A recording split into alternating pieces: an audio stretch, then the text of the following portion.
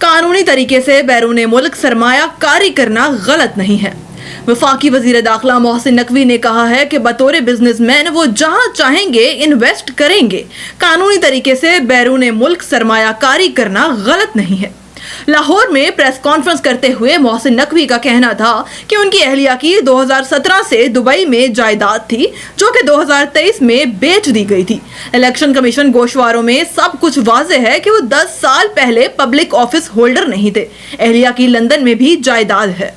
वजीर दाखिला का कहना था कि खबर देना आपका हक है, लेकिन ये कहना कि प्रॉपर्टी ली और डिक्लेयर नहीं की नाजायज पैसों से बनी है। गलत तासुर ना दें, हर चीज वाज़ेह थी, लेकिन उजागर क्या किया गया पता नहीं किन पैसों से जायदादें बना ली।